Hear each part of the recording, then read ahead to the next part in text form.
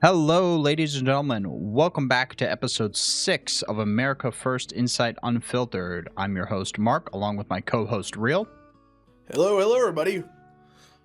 And oh boy, do we have a lot that has happened since we last had our little podcast.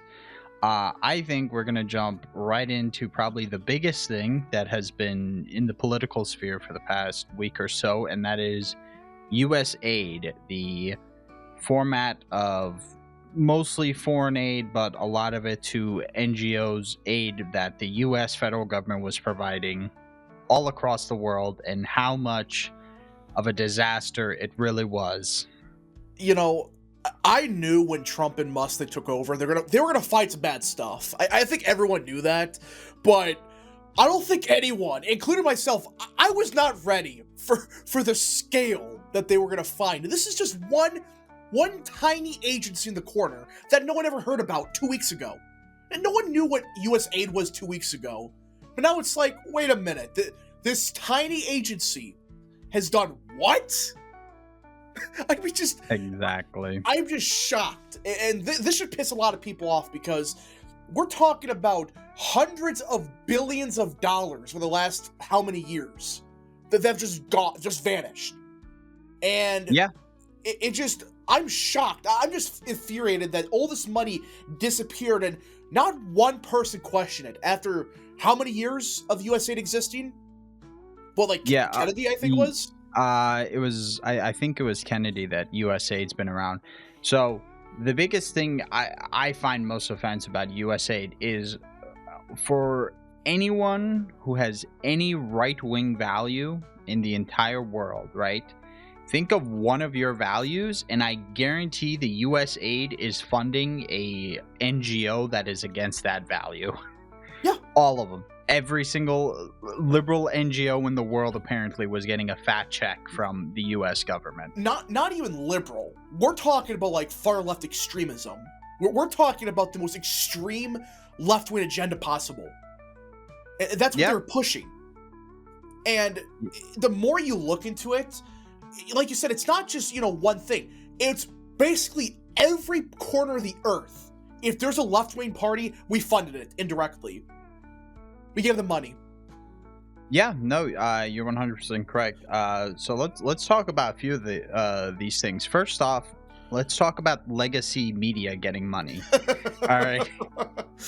So we know that the State Department was giving Politico minimum hundreds of thousands, but upwards to $8 million, whether it was through buying subscriptions or just straight up giving them money, which is crazy to me because the justification from the left was, oh, well, Politico's a really good resource for keeping track of stuff that the State Department need to keep track of. And I'm thinking there has got to, well, I mean, it's a government budget under other presidents, so maybe it wasn't cheaper to develop your own system of doing so, but I guarantee for a few $100,000 Trump can come up with a system that does the same thing but does it better.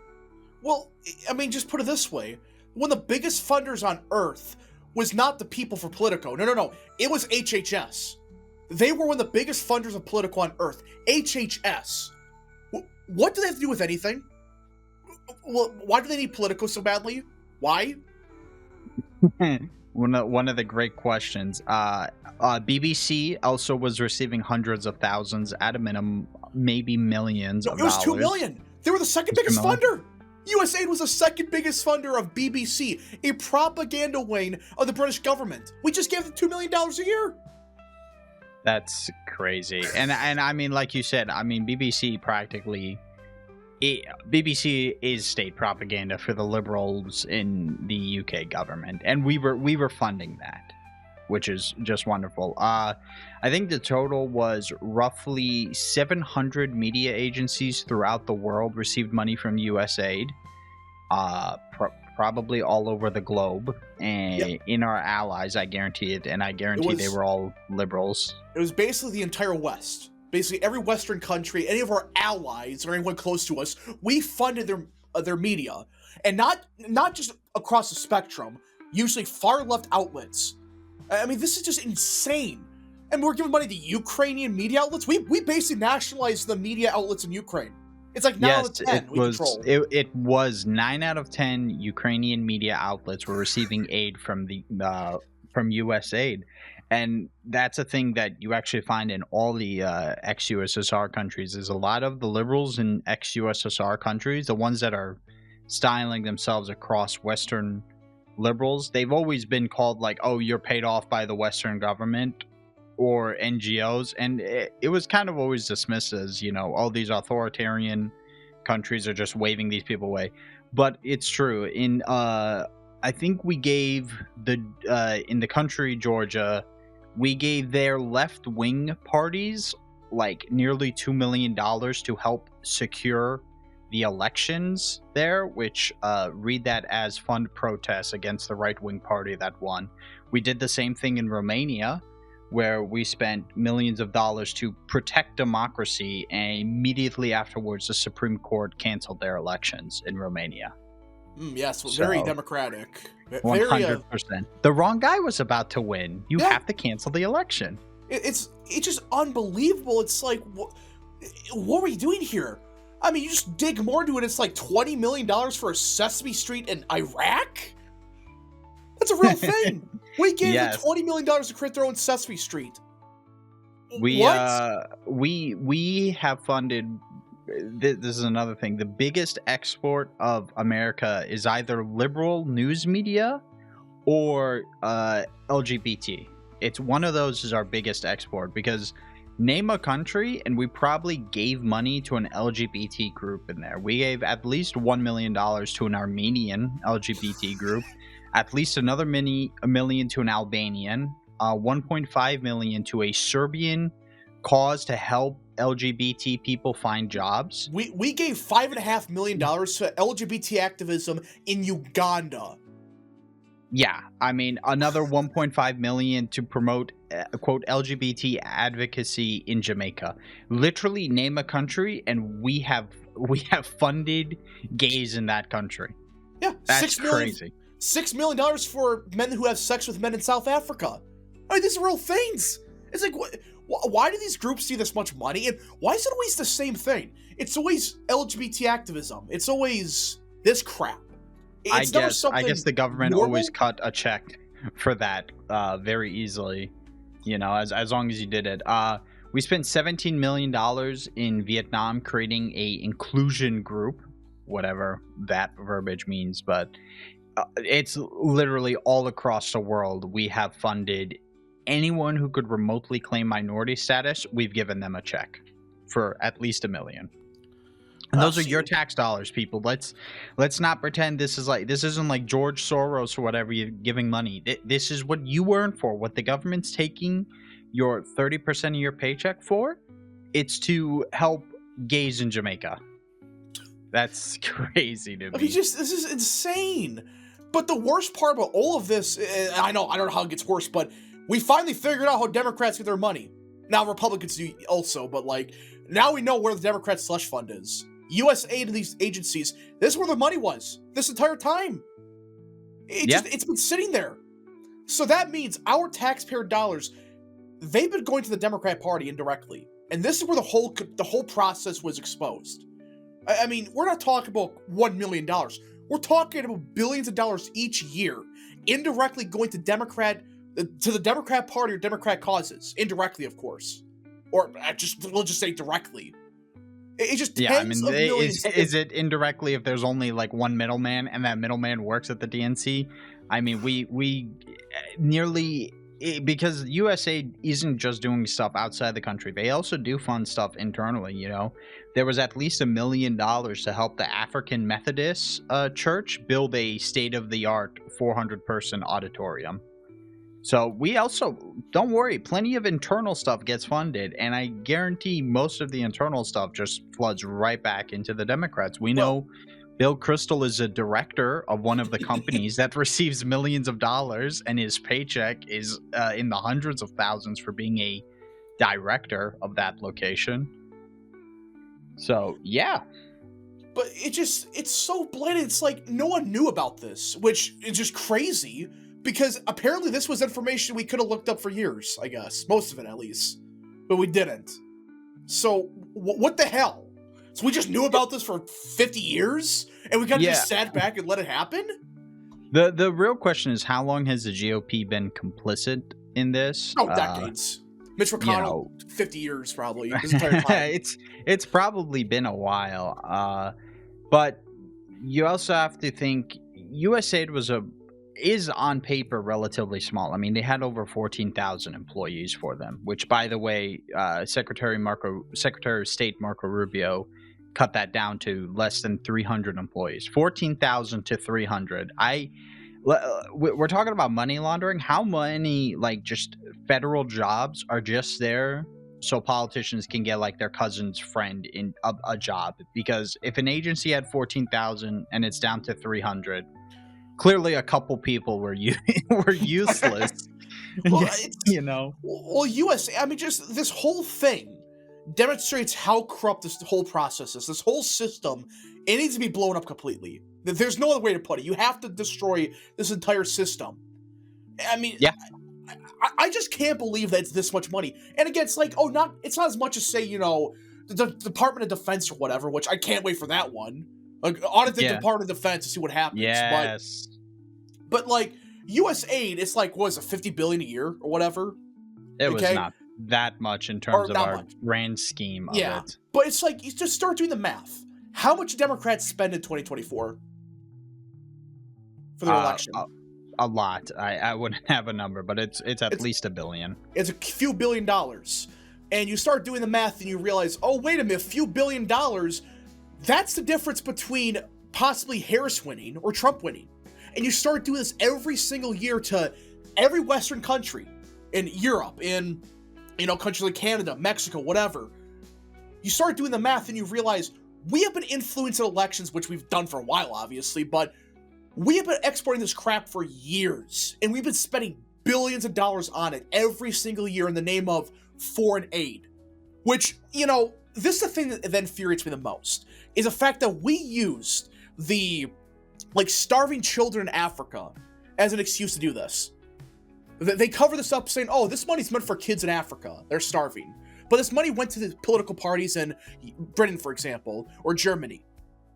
That should infuriate everybody. Or building churches, it's not that. It was building bad churches in America, or helping gays in Jamaica instead of helping those children. It's the same thing with the charities that do that play those type of ads, and then you look into it and you're like, hey, so 90% of the dollar I just gave to that charity goes directly into someone's pocket.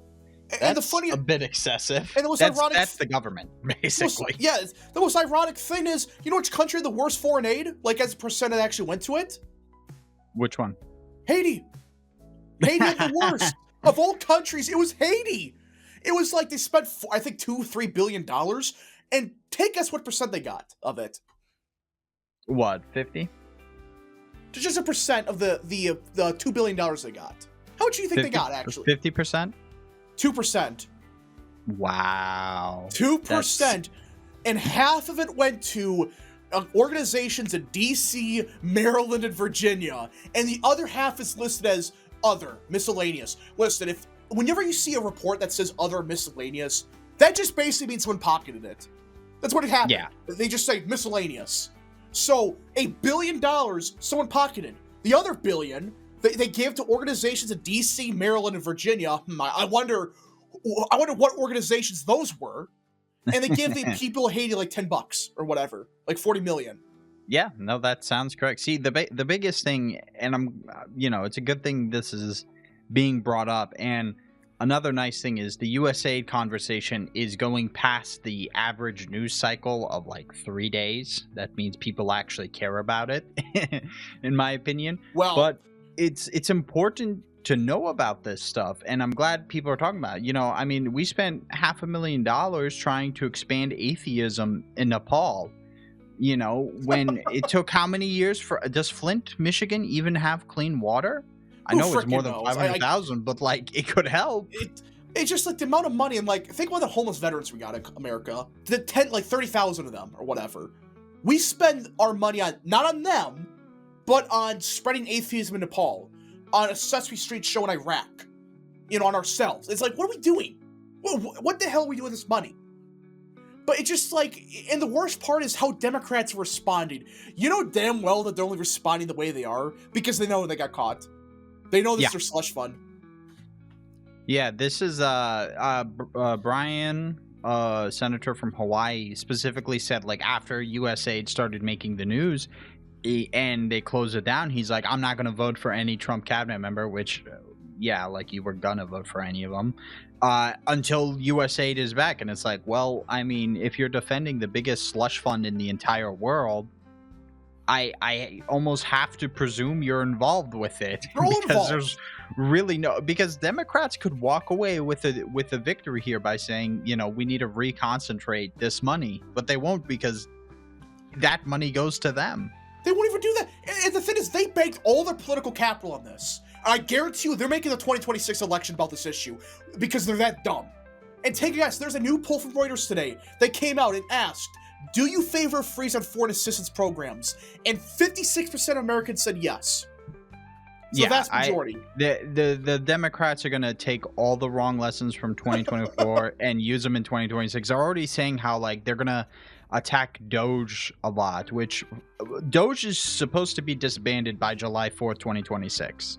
It's literally a temporary agency meant to do what it's doing right now. Show up, knock on some doors, go, hey, how much money are you spending? Oh, you gave $2 million to help gays in, like, the Balkans? Yeah, you're not going to do that anymore. Thank you. On to the next company or agency or whatever. I mean, they're making the election possibly about the foreign aid stuff, which, again, the majority of Americans are not just against the waste, they're against all foreign aid now. Because they're realizing, oh, wait a minute, this money's not even going to kids in South Africa. This money's going to freaking some Ukrainian oligarch, probably. 100%. So, this money is like, people are against it now. And on top of that, look at the transgender issue. They're trying to, Democrats are doubling down their crap with that. And a new poll came out that showed 80% of Americans are against it. It's like, what are they doing? I'm just baffled at what they're trying to accomplish here. What? I think the Democratic Party after 2024 is becoming very lost in their priorities because the actions they have taken in the past few months have been a lot of doubling down on what happened. I mean, you have David Hogg as the vice chair, right? I mean, way to really try and get, like, young men onto your side, a group that you determine very important, which, by the way, for a party that preaches like, oh, hey, we love the youth, a lot of them are attacking Doge based solely on the fact that it's young guys working there. You know, it's 20-year-olds in Doge. They're like, oh, why should a 20-year-old be doing this? It's like, I thought you guys liked young people. They don't give a shit about young people. They don't. It's like people are going to look at that and say, okay, they claim they like young people, but we actually have younger people in the government doing their damn job, and they're attacking them for it? For being young? Why? Yeah, they double down on all their race stuff. If you watch the Democratic chair and vice chair elections, they double down on everything race-based. They double down on everything gender-based. Yeah, there was a poll that said, I think it was 80% to 70 to 80% of Americans are against transgender players playing with female athletes. Yeah, that's what I was saying earlier. It's like 80% of Americans are against their crap, and they're doubling down on it.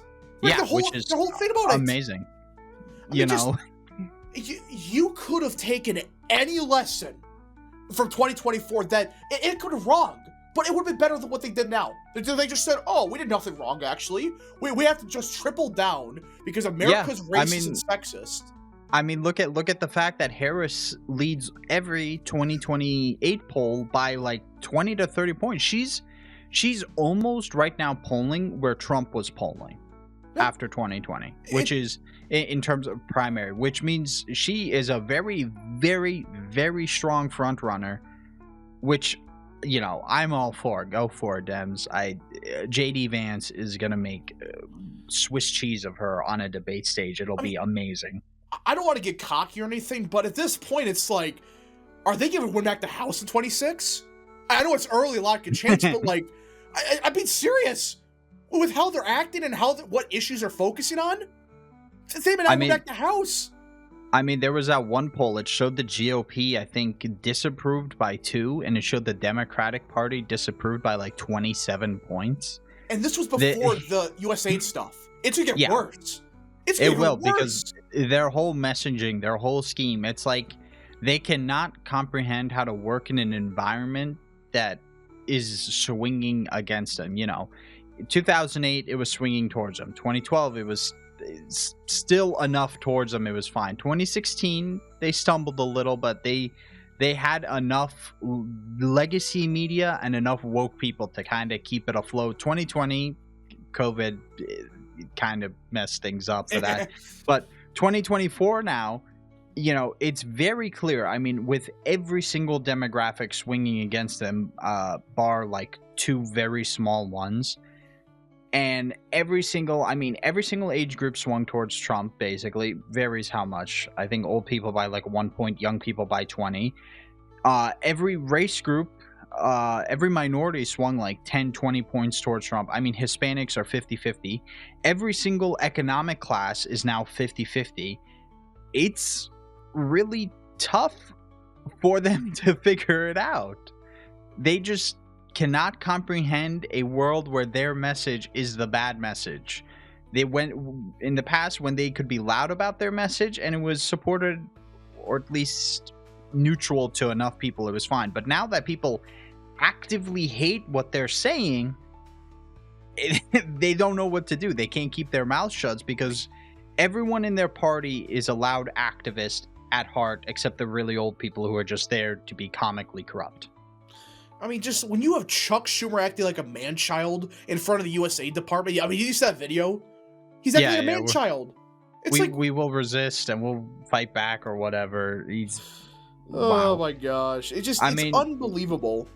You can go to r/Fed News on Reddit, and these are probably probably mostly federal employees, but it's become the hive mind of the liberal resistance, and those people are so insanely unpopular. You will have a federal agent from any of the super unpopular 3-letter agencies going, "I am defending your right to exist. Why won't you guys support me?"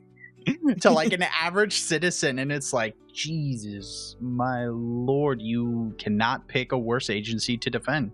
Chuck Schumer did the same thing. He was on the Senate arguing that, like, you know, Trump's going to defund the IRS and the ATF. And I'm like, Chuck, if you're going to argue for this, at least pick agencies that have like approval. Pick like NASA or something. You don't pick the worst.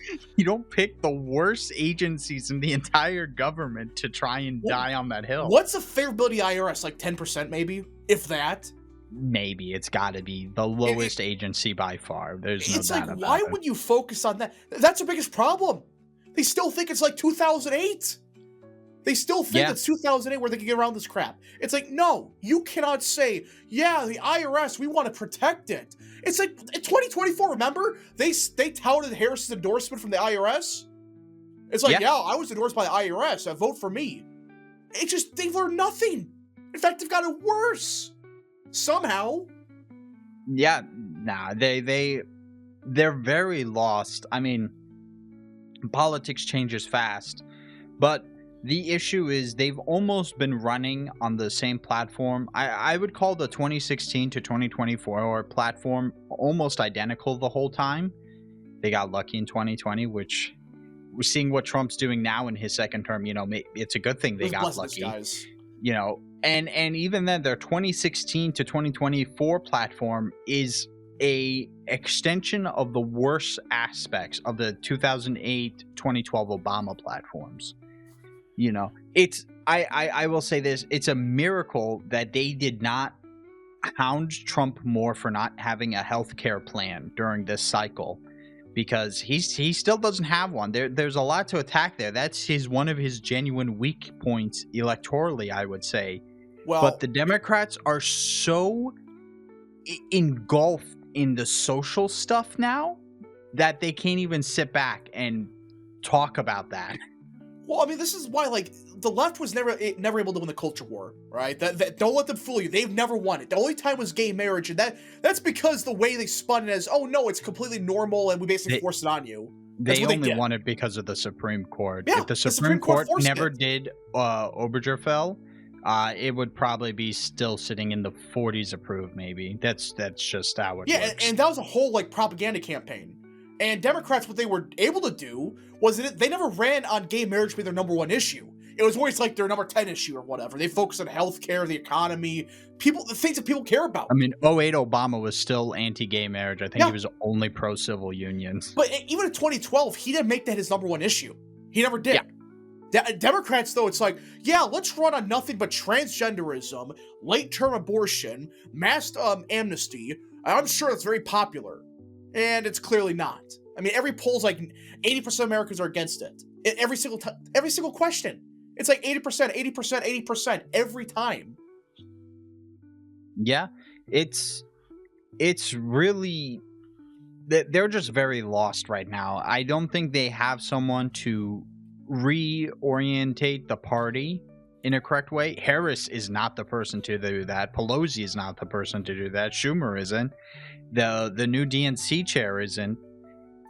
I can't think of a single senator. They want Stephen A. Smith. They want Stephen A. Smith now. I think the only person who might, and this is a stretch, might have the visions to change it would either be Shapiro or Moore, the governor of Maryland. I like one of those two, but Shapiro's never winning a primary, and I think Wes Moore will be happy being governor for a little while longer. Well, yeah, both of them are smart to realize that this party's cooked. Well, both of them realize it's not going to go anywhere, so they're going to stay there. Plus, Wes Moore, it's like he can't win because he doesn't focus on social issues. He wouldn't run on that crap. So that's his problem. Shapiro, well, we all know why he can't win a primary. So, well, not a Democratic primary, but yeah. So they have so many issues where they're going to be unable to refocus. I feel like, and this is not a official prediction from us, if they fail to retake the House in 2026, I think that will maybe begin waking them up. And then when they lose to Vance in 2028, that's when they'll actually sit down and basically go, okay, guys, new plan. I don't think you can. I don't think maybe the new plan will just be tell every activist to shut the hell up or something, because the issue, I mean, political parties don't die in this country, bar the first 100 years or whatever, but they can be reorganized and turn into something. I mean, obviously, look at the GOP in the past 20 years, how different the GOP has turned out. I will say something like that might have to happen with Dems. The big difference, though, and like again, like obviously, I'm not saying Dems are going to die or anything like that, but the problem for Democrats is the radicals and the extremists. They took over the party. Those activists you're talking about, they run the show now, and no one can get rid of them because there's like a majority of Democrats, no matter what, they're nuts, they're lunatics. They support that stuff. They're I mean, what was it? It was like 30 to 40% of Dems still think the assassination attempt on Trump was fake. Yeah. So that's what I'm saying. It's like that's a problem Democrats have. Like, I think some want to change the party, but they realized, oh, wait a minute. We banked our entire coalition on mentally ill people that are schizophrenics. I'm sorry, but that's the truth. That's their entire coalition. And they can't get rid of them. Unless they, basically, they have to punt the next couple of elections if they want to get rid of these people. But will they? Yeah, which I think is what's going to happen. Whether they're punted or whether they just kind of, I almost want to say lose hope and quit politics, I think would be the most likely thing. I mean, for a lot of the Trump right, had Trump lost this cycle, a lot of them, I think, would have just quit politics. So I think the Dems are going to need to eat a few more elections by losing pretty badly before they can go ahead and have the right people quit, and then maybe they can come to the table and figure out their popular points and figure out their unpopular points. It's just, it's going to be very painful for them. I mean, when you have David Hogg as your vice chair, same with Kenyatta. What do you mean? You're telling me they aren't going to win the young guy vote with David Hogg there? What? When young men see that, they're going to vote Republican even more. Watch. Young men are going to shift even more Republican. Just watch. They're going to be majority Republican by 2028. There, I said it. It's going to happen.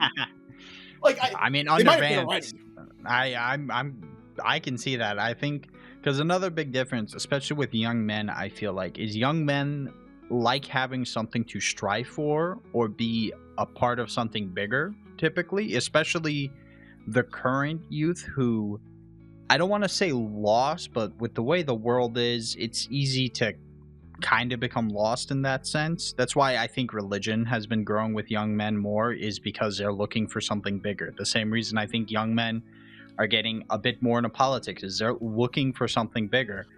And I think the 2028 election, the GOP can offer young men, like, hey, anything. You have a nation to be proud of. You know, we'll give you something bigger. You can be proud of a nation. And the Dems sure as hell ain't offering that. Yeah, all they're gonna offer is say, oh yeah, the land you're on right now is stolen. Your parents, and you're racist also. Your parents are racist. Everyone you know is racist and sexist. You're a horrible person. By the way, you don't have kids for climate change. That's their message. That's their message. I mean, David Hogg specifically tweeted out, like, I'd rather have a Porsche than kids, and it's like, that'll win. That'll win elections. He said he does not want kids because of climate change. He would rather have dogs because they're easier to manage and because he has more money. I mean, that's psychopathic behavior to say stuff like that. Yeah, and it definitely will not entice people, especially as Democrats and insane liberals become more and more like mentally ill. I mean, look at it now. Even a lot of like resistors, kind of, they've almost turned into the people who are still wearing masks in 2020. They aren't as easily isolated because there's a larger number of them, but you get the idea that they're like looked down more and more, I would say, as they all go and hide on Reddit and Blue Sky. Well, I mean, like, these idiots have just lost they've lost sense of reality. They have no clue what's going on. They're all schizophrenic. And I don't know how you even deal with that as a Democrat. If you're a Democrat operative like James Carville, how do you even look at it and say, oh yeah, we can fix that? How? Yeah. How can you fix that when all these people, they're all schizophrenics, they believe conspiracy crap, and they run the party, by the way. The inmates are running the party at this point. Yeah. It's a very bad situation for the Democratic Party. Long term as in the next, 8, maybe 12 years, it's gonna be a few punches they have. The nice thing they have going for them is gains / not having the white educated suburbs run away from them. I don't know if I have that yet to them, because I feel like if anyone's going to make them go back to the GOP, it's going to be Vance, but we will see in 2028, I guess. Well, that's the thing. That's like, if they lose those voters, they're and done. They have the worst aspect of every single coalition they've ever had. They combined the John McCain coalition with like the Jimmy Carter coalition in 1980. That'll probably be the coalition they got. They'd be cooked.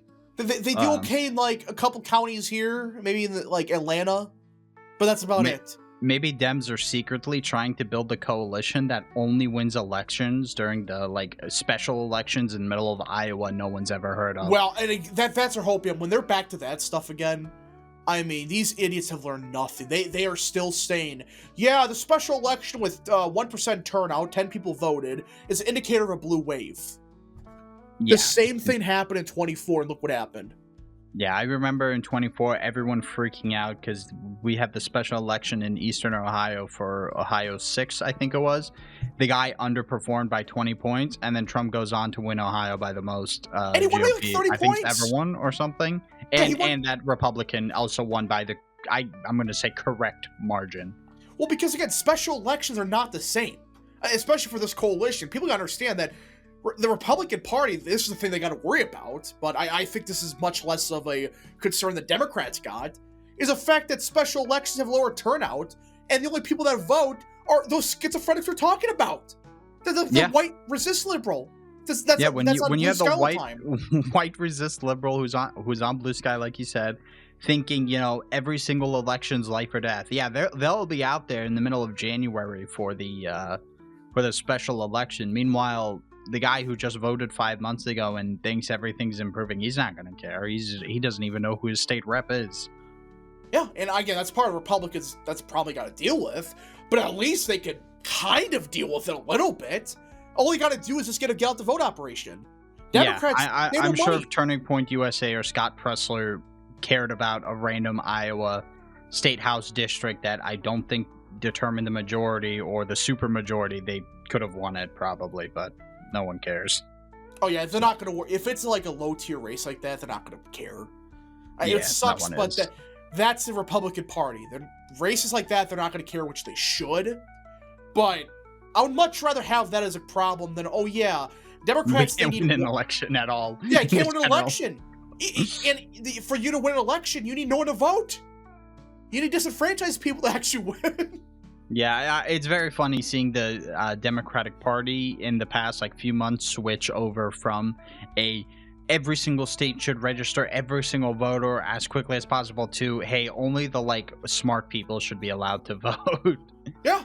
How quickly they changed. Which, by the way, do you see that one tweet of that person saying, oh, the Trump voters have low IQ? And she's like, yeah, Trump has an IQ of 73%. Do you see the problem with that? Yeah, that's good. I mean, just these people are like, that's what they believe, though. They pretend to be smart because they got some crappy college degree that no one cares about, and they think they're the smartest person on earth because of it. So, not good. Yeah, I mean, it's gonna be an interesting 2026 cycle, I think, because I think there's gonna be a lot of Dems on hopium thinking they can replicate 2006 or even 2018, which I think best case scenario for Dems, it's looking like 2020. GOP picks up a Senate seat and barely loses the House, which then the Dems will have another problem where they suddenly have I mean, it might not happen that cycle, but they have way more Trump seat House members than we have Harris House members, and that could be problematic on some of the stuff they would like to do. Yeah, in reality. And again, it's not even a guarantee they take back the House at this point, which is crazy to say, I know, but with all the House seats that got a deep red seats, I don't know if they for sure get it. I still think it's 50-50 right now, but I don't know. Yeah. The fact that they're even in this pickle, when they thought, like, just 10 years ago, they thought they were going to have a permanent majority because, demographic change and all of that. But now the funny part is the demographic changes they wanted, it might be their downfall. It might be their downfall. Yeah, it could be. I mean, you have Hispanics are 50-50, which at this point, it almost means you can get rid of VRA protection for Hispanics, which is crazy to think about. That is insane. There's a lot of gerrymandering you can do in Florida if that happens. But it's going to be wild. I want to know, anything else you want to add before we move on to the next subject? Nope, we're good. All right. I wanted to just quickly mention some of the stuff going on with Trump's cabinet picks. We should have Russ Vought confirmed within the hour of us recording this, so he should already be in tomorrow. He's director of the Office of Managing Budget, or whatever the proper term is. He's great. He's fantastic. I'm so glad he's going to be back. I just wanted to say that. He's one of the top people, and when you're going to see a lot of change when he gets in there. Like, you think you've seen a lot of, like, audits and stuff with the USAID. When he gets in there and he's actually, sworn in, you're going to see Doge work overtime even more. They're going to really start hammering down the fraud and waste. So... Yeah, no, he was probably one of Trump's best cabinet picks in his first term, and I'm so glad he's back. We also have Pam Bondi. She got confirmed and everything, and within minutes of being sworn in, she went straight to work. We already have funding being paused to sanctuary cities, including New York City, which is amazing. It's a 60-day pause, basically saying, hey, sanctuary cities can't do this anymore. This is ridiculous. It's putting officers of ICE officers and Department of Homeland Security in danger. And there is so much more she's doing. That's fantastic. I mean, I really hope they start arresting these people. I'm sorry, but if you're interfering in an ICE investigation, you gotta go. You gotta go to jail. I mean, you're putting people in harm. Did you see with the did you see the New Jersey governor?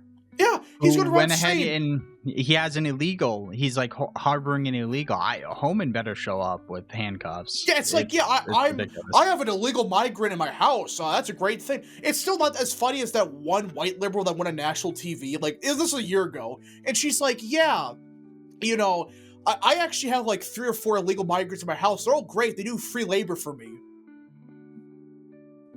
Funny. Yeah, I mean, just like, I mean, these people are so out of touch. It's like, they think it's a good thing to say stuff like that. Like, yeah, I got a legal migrant in my house. They do free stuff for me. That's, yeah, these people are insane. They're insane. It really is. They literally want modern slavery. That's all they want. Yeah. We also had Chris Wright was sworn in and everything. He's Secretary of Energy. I am excited for gas prices to go down.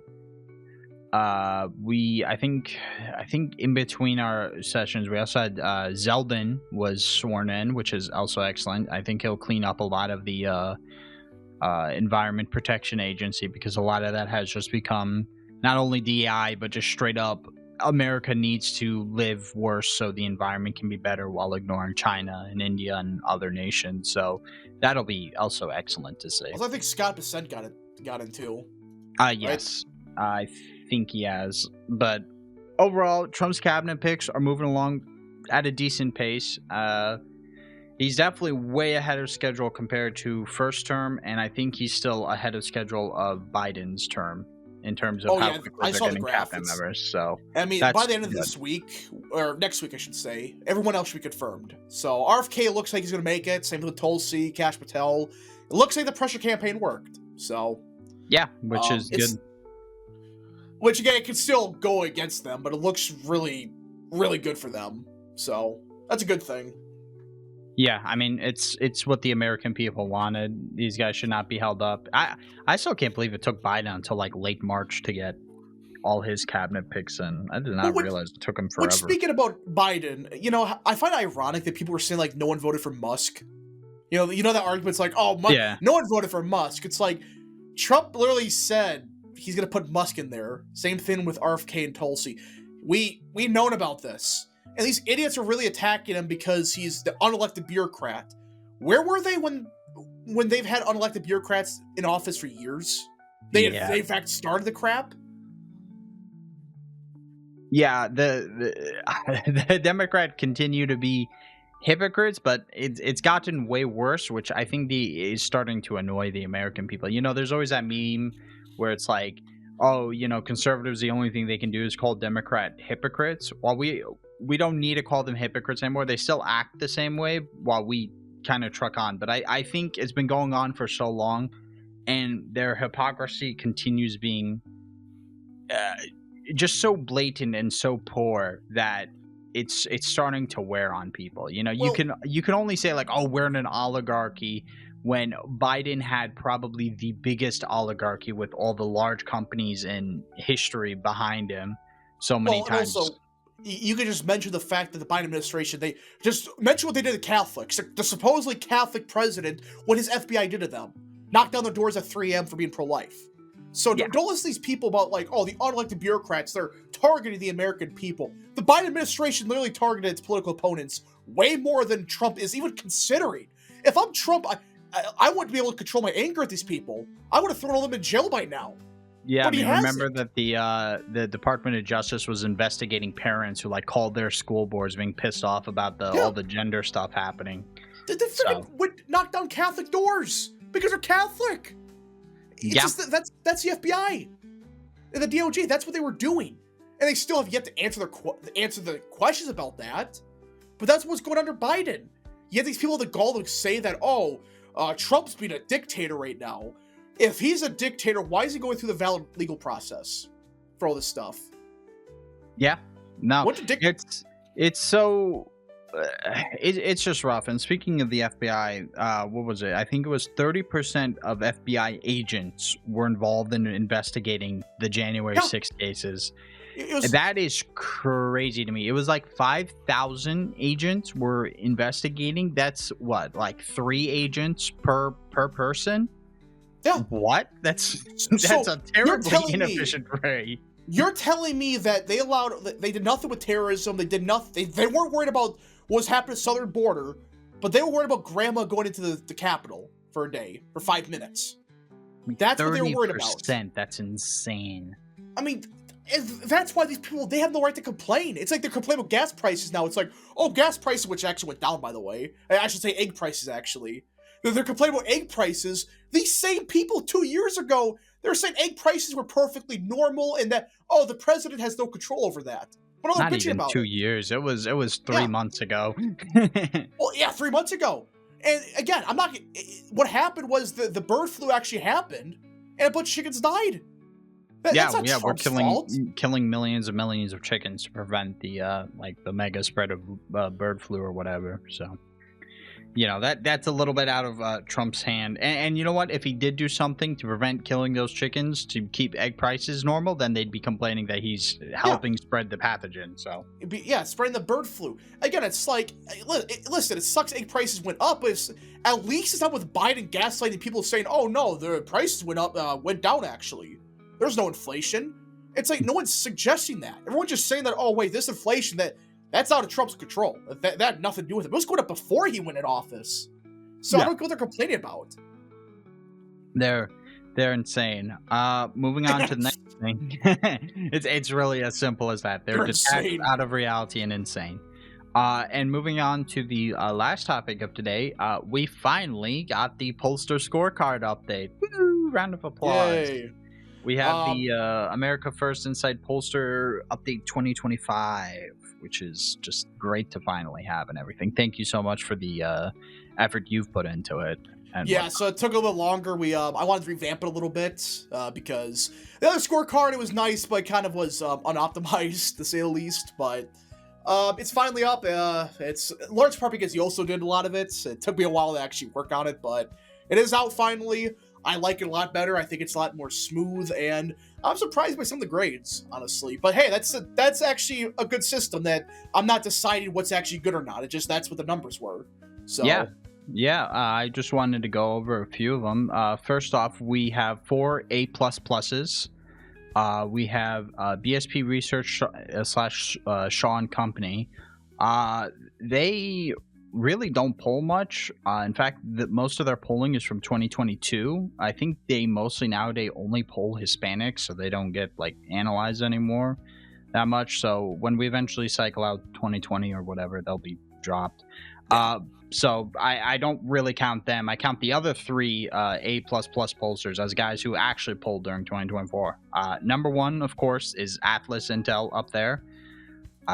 Just 163 polls. 85% of them were within 3 points. Their average bias is D plus 0.5. I mean, that's just amazing. They really are. You have that many polls and you're correct 80% of the time. I mean, which by the way, that's a big 85. factor. 85, excuse me. That's a big factor. It's like we want to make sure your polls are consistently good. Not this crap where, oh yeah, you have one really good poll, but your other polls suck. No, if you're consistently good, that's a good pollster. That's a pollster that knows what they're doing. Yeah, so Atlas Intel's obviously number 1. I knew that even before I started making it. I knew that was be number 1, no matter what I did. Yeah. Well, I think technically raw numbers, they're technically second, but they also have 163 polls. Yeah, sheer size. Which we might update that a little bit. We might tweak it where it's. If you're that consistent along that many, you deserve something. But I honestly, anyone A++, you can look at their poll and be 99% certain it's correct. Well, so the biggest surprise. The biggest surprise came from Quantus Insights. They're the first year pollster, and they were number 2, 3. Internally, they're actually number 1. Which is crazy. 1, that's right. But they're part of A++ with 89% of their polls being within margin of error. 89. That is insane when you consider many, timeless classic pollsters are sitting in the 40% are correct. They are insane. Sub 1 on the average bias.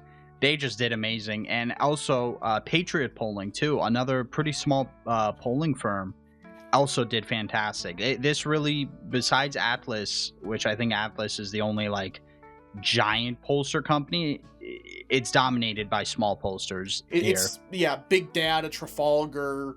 These are like A+ A's. Oh, like there's a couple big ones. I think the Washington Post surprisingly was actually like yes, an A. Washington Post is an A+. They are the best legacy media pollster, so good for them. You can trust them. I think every other legacy media is like a C or below, so I'm only really going to care about Washington Post polls. Well, I think they got embarrassed with Wisconsin +17. I think they took that personally. So Rasmussen and Insider Advantages both made it to A+. That was both an upgrade on their scores. They both did excellent. Which, by the way, remember when people said they were bad pollsters? And at 538 banned Rasmussen because they were supposedly fake. Well, you have to remember that 538 cares way more about transparency, which I'll be honest, we don't rate transparency. I don't care. If people say like, oh, look at Atlas Intel's like crosstabs, there's no way they're doing all that, it's all fake. Dude, if they can be this correct 163 times in a row, I kind of wouldn't even care if it's fake. I'm sure it's all legit, but I wouldn't care if it's fake. It's just if crosstabs you're be wonky. You get wonky crosstabs, especially with small demographics. I care about results, and if you are right 85% of the time over 163 polls, goddamn, you're doing something right. Well, it's as simple as that. Yeah, they were basically perfect, and especially 2024. They had like one poll. I think they're off by like a bit more, so than they should have been. But it's like every pollster, no matter what, you get the best pollster like Atlas Intel, they're gonna miss once. It's just that's the laws of math. Like it's gonna happen. Statistics, you're gonna have a miss eventually. Yeah, that's why we don't necessarily care that much if they call the right person, as long as it's within 3 points, because the average margin of error is 3 points. So and statistically, you're bound to get a range in there if you have a margin of error. So yeah, and it's like with 538, like they only do like they care about the transparency, which is just who they like. If you like a pollster, they get an A+. But on top of that, they care about, they correctly predicted the winner. Who cares?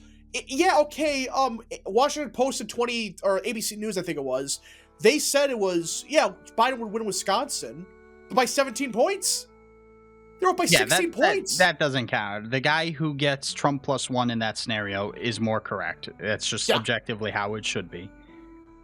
Now, speaking of our gold standards, good old Ann Seltzer. C. She got downgraded.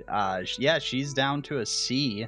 Which anyone who's like a C, start questioning whether you believe them. Anyone who's D or below, someone brings you a D or below pollster, feel free to laugh in their face. Those are just garbage polls. Now, Ann Seltzer, after 2020 is out as the pollster scorecard, which will be for a couple years, obviously, but she may be D. Like, I think she'd be like D-. I mean, just looking early on.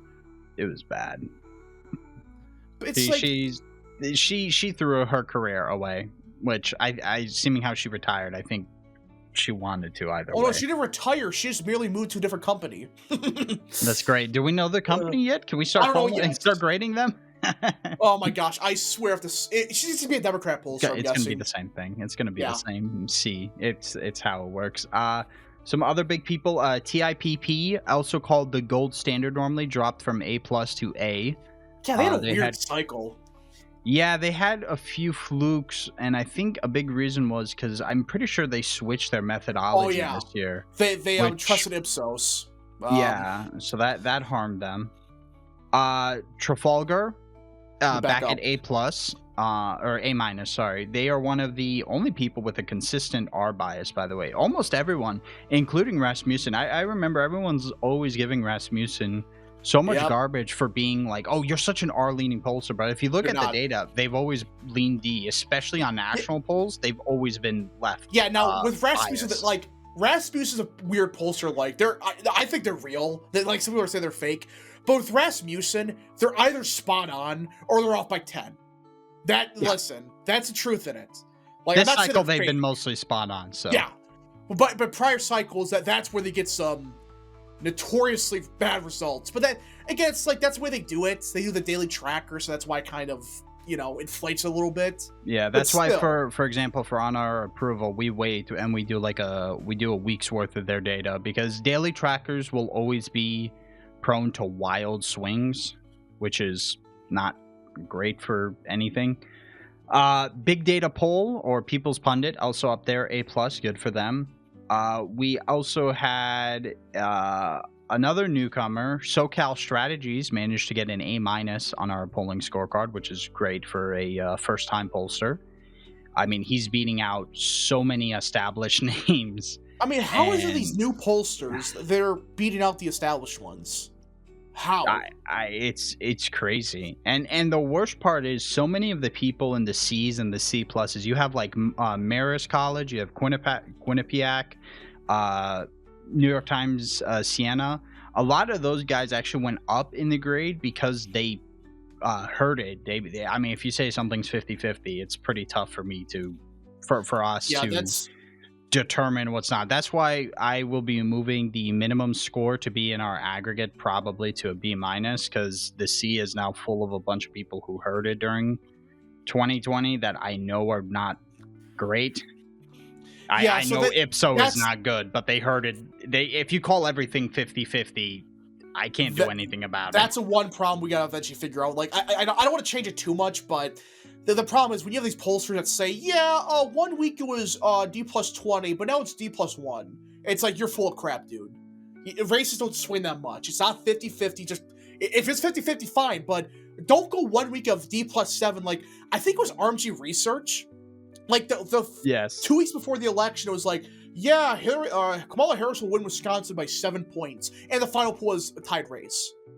Polls don't, races don't move it that much in 2 weeks. There was another terrible poll. I think it was like a plus. Oh, it was one of the gold standards for New Hampshire, who was like, oh, it's going to be New Hampshire D+13, and it's Darth Moth. Ouch. So, we'll probably look into B-. Maybe the C pluses can join. They seem to be okay, but we'll figure it out because, like I said, a lot of people heard, and it's tough to counter this action because, I mean, unless it's a giant landslide, every swing state's going to be within 3 points of 50-50. Yeah, we kind of heard. We kind of heard a little bit. We have like a bit by date. Like, the polls that are like right before the election actually are not weight as much because that's usually when the hurting happens. That's when everyone starts saying, "Oh yeah, it's a tied race." No, it's like a couple weeks before the election. That's when it's weighed most because that's when pollsters are honest. Well. That's when some good pollsters are trying to be honest. Then you have crap like, seltzer. And not to mention, especially with nowadays, I feel that, and I think this will happen. It's going to be tough to tell. Is you're going to see as elections continue being more and more early vote heavy, the last polls coming out are going to be way more skewed to people who are planning to vote election day, I feel like, because like if you've already voted, I feel like there's a way higher chance of you just hanging up or not picking up or not responding or whatever. I don't know if people are accounting for that. I'm sure they are accounting for it. I don't know how they're accounting for it, but our method works. Mostly everyone who should be good appears up there. People who were correct. Everyone who had terrible results the entire forever have terrible results, so we should be good. Now, I wonder who's the worst pollster again? Is it Sooner Poll? Yes, I think it is. I don't know what they do. I don't know what they did, but they're not good at it. For those that don't know, Sooner Poll is the Oklahoma pollster. They fake their stuff. There's no other way to put it. They have never, in the last 4 election cycles, they've gotten 0 polls within 3 points. Result. I mean, their average miss is by 14 points. Oh my! Their average bias by 14. That's very impressive. Only Clarity competes with an average bias of 13. So that basically means they're full of crap. Yeah, they're just putting whatever they like. You should be at like a bare minimum a bias within 5, and even then, if you're at 5, you're probably not doing something wrong. It's like within 4. That's when it starts getting the bad suspects, the ones that are every year. It's one day it's Harris +7 for the national poll, but the very next day, right before the election, it's Trump +1. So but that's kind of all we wanted to cover. Thank you guys for listening so much. We really appreciate it and everything. Big things on the horizon for America First Insight. We should be launching memberships not too long from now, I'm hoping. And yeah, you can go ahead and check us out at americafirstinsight.com. If you want to check out the Pollster scorecard yourself, you can hover over election 2026 and it'll be right there, Pollster scorecard. Make sure you follow us at AF_insight on Twitter. Real, you can go ahead and plug your stuff. Of course, follow me at RealPData on Twitter, Real Political Data. And of course, my YouTube channel is Real American. I post daily. I stream most weekdays. So, yeah, tune in. Yeah, he's got some very nice content. You should definitely. I like your new thumbnail style, by the way. Yeah. It's very nice, Yeah, very eye-catching. It's working, actually. It's definitely working. All right, good to hear. All right, thank you, everyone, for listening, and we're signing off. Bye. That's a wrap. Thanks for the ride. Catch you next time, same place, same vibe.